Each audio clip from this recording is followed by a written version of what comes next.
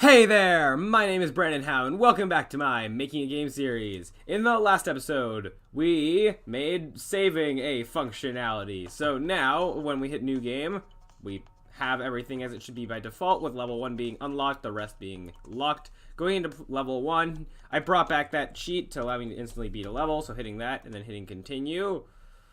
Now level 2 is unlocked, as it should be, and now going out of here and hitting continue, it's still unlocked, and then going and hitting new game resets it, so which is good. And this functionality also works when we close and reopen the game, so because it actually saves it to a text file outside of the game and then just accesses it and then reopens it like that. So in this episode we are going to be actually building this into its own project thing, or to its own executable file outside of Unity. So let's get to that. So going up to File, Build Settings. This is a menu we've seen many times. Our level template here, we don't really need that, so I'm going to get rid of it. But having it there doesn't cause any problems. But yeah, anyway. So we have our different platforms that we can build to. We're going to be sticking with the top one, PC, Mac, and Linux standalone. We're going to go down to Player Settings here, and we have a bunch of options here to mess around with. So first of all, company name, I'll leave that to my own thing. And then product name, I'm going to change it to Galaxy Protector. Cool. Default icon and all that. I've went and got in my logo and all that, and this triple yin yang that I made. That doesn't have to do anything with this game, but it's just something we can use a placeholder for logo stuff, just so I can sort of show what they do. So default icon, I'm going to just put my triple yin yang in there. Default cursor, we're not going to be messing with that. Icon here, this is then what it looks like at different resolutions. Resolution and presentation, so we're going to be having the game in a full screen. I can run the background, things like that. Visible in background. Supported aspect ratios. We've been building this game in a 16:9 aspect ratio, so we're going to stick with that. So we're going to uncheck these other ones. Especially because just the way that our game is, changing the aspect ratio would make the camera not align with those boundaries anymore. That would be a big problem, so we don't want that. So now, splash image, application configuration dialog, we can, I guess, put in our triple yin yang there as well. Now onto splash screens. This is a thing that comes up when you start the game, and actually by default it's like this color, so let me just set that back to that. So just blam, and then it fades into the your game, like into your first scene. And then you can also have more splash screens for your different logos and companies and all that. But there's also, you can edit the Unity one a bit, so you can make it dark on light, and then you can change this color tint to whatever you want. Those are options, stuff like this. Yeah, so we're going to, one thing I messed with was trying to making that the same space color as the background. So when we do this, then it goes from this straight to our Galaxy Protector. It doesn't do that same fade in as it looks like it does. It does just kind of snap in, but still, I think it looks cool, hopefully. So there's that. Now, and then there's also, you can set how that fades in and out. You can have it do different things. So anyway, another thing actually I want to do before I forget, getting rid of the this cheat that we don't want to exist in the actual build of the game. And our health cheat, that's fine because it's not activated, so it's fine to leave that code in. So now we have that. These other settings here, there's a lot of stuff here that we don't need to mess with for now. Same thing there. So actually, no, one thing I might go do, just where is it? I'll add a new logo and put in my Cyber Chroma logo thing there. So now we have it looking like this. Cool. All right, so now we're going to go up to File, Build Settings again, bring this back up, and then we're going to hit Build and Run. And then we're finding a place to actually build the game. We're going to just go outside of our Unity project, but still in our GitHub repository. Going to New Folder, calling it Galaxy Protector Build, I guess. Going into that, and then hitting Select Folder. And this is going to build everything, putting it into this executable file and all that. While it does that, I'm going to cut away. I'll be right back.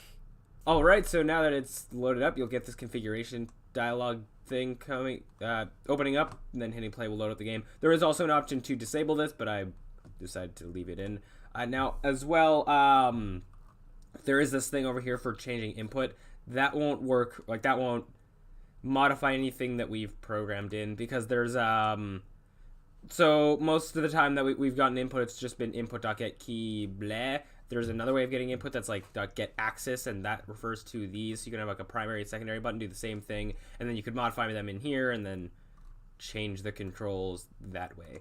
But I decided to do it differently as well, changing this to different screen resolutions, changing it to windowed, stuff like that, changing the graphic settings and the display. I actually changing these graphic settings might be something to look into potentially, because we don't know how running the game on a super low graphic setting might affect the game. It could make it unplayable and all that, especially if you had like complex lighting and all that. It could ruin all that. But anyway, so now we're going to hit play here, and boom, we got our 2 splash screens, and then we have our main menu here. So I think that was a time to sort of look over everything that we've done and sort of kind of do a review of everything. Actually, one thing I'd like to test is, actually, let me go out of this by just hitting the Windows button. So we have our thing down here, our game. I'm just going to pin it to the taskbar real quick so that I can show quick game does indeed work. And I'm going to select this again just to open it back up. So now, waiting for this to load up again. So, bam. So here we are. We have our main menu. We have our title at the top. We have 3 buttons that have a sort of fade when we hover over them and when we click them. We have new game, continue, and quit game. Quit game, we've showed that works. New game goes to a new scene, to our level select, and we have 3 different levels that we can go in. 1 being unlocked, and the 2 and 3 being unlocked, or other way around. Then having a back button going back to our main menu.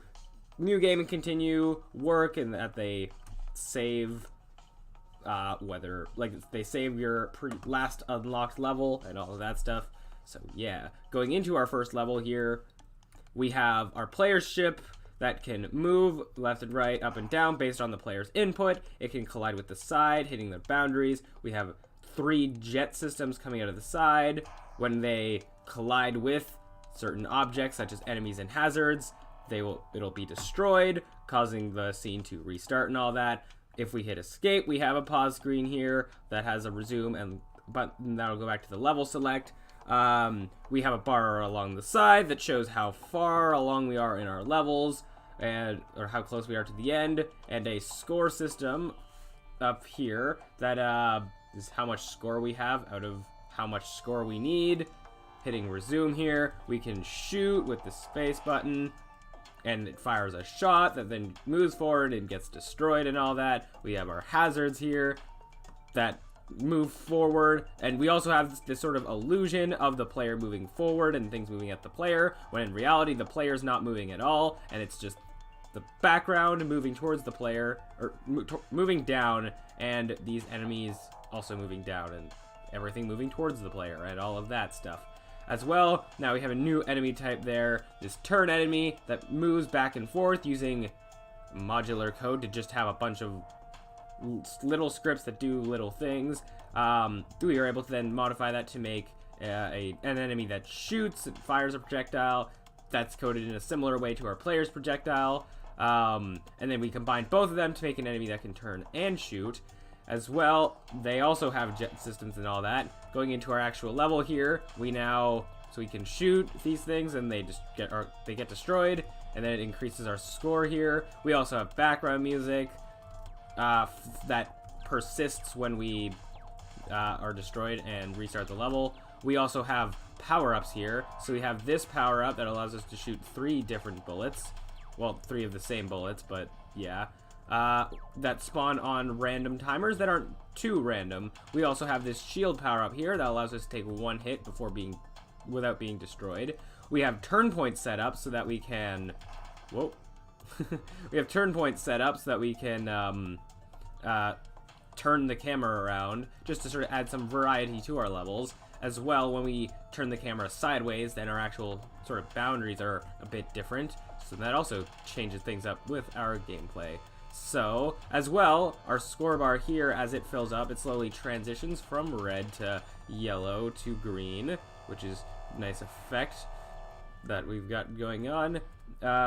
We also have a required score that we need to actually beat the level. Just waiting here. If I can actually make it to the end of the level alive, that would be great. With the actual score that I need. Oh, apparently that's not happening. So I'm going to go through all these levels, but I'm not going to waste your time, I guess. So that, now this goes back to our level select. And then we can hit back, we're back here. And we can hit quit game and exit that. So that, in a nutshell, is our total game. Now here's making sure I haven't, missed anything. I explained things in very different order, I guess. But yeah, so we started out with planning our game. We made our player. We allowed the player to shoot. We made hazards, our asteroids. We made more enemy types, our turn enemies, our shooting enemies, and our combination of both. We made our score system and that UI along the top.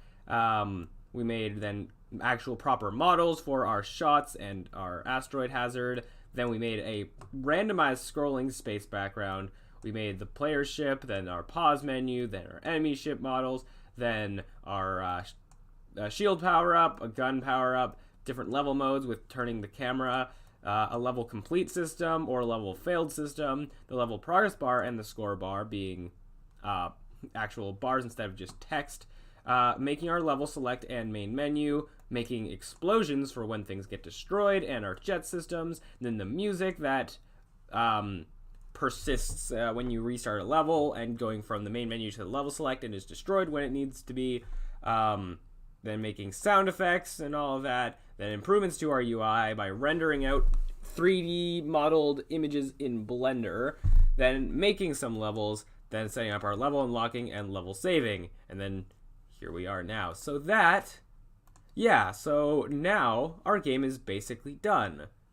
Ta-da! I definitely wasn't expecting this series to go as far as it has. I was expecting to make like a few episodes of a really small game, but I'm actually really happy with how this has turned out and all that. And I think, what I think I'm going to do is actually continue to work on this, and I guess I'll make more videos if I do that, then perhaps make this into an actual small-ish game that I actually release. We'll see what happens, I guess. But yeah, so anybody who's actually watched this series all the way through, by the time of recording this, only a few episodes have actually gone up, so I have no clue how things are going to play out. But for anyone who has gotten up to this point, thank you very much for watching through all of this and whatnot, and also congratulate yourself on making a game and all that, and hopefully a good one. So now hopefully you can take what you've learned here and make bigger, better stuff out of it. Hopefully not just releasing a recolored thing of the game on the App Store, putting some kind of creativity into more unique stuff, maybe more power-ups, maybe more enemies. Who knows? Maybe you could rewrite the whole thing and make it 3D, proper 3D, who knows? Or replace the whole thing with 2D sprites. It's up to you, I guess. But anyway, I think that'll do it for this episode, and I guess is the official end of this series. Until next time, when I guess I'll be extending this series longer, I guess. But anyway, that'll do it for this episode. Thank you all so much for watching, and have a good day.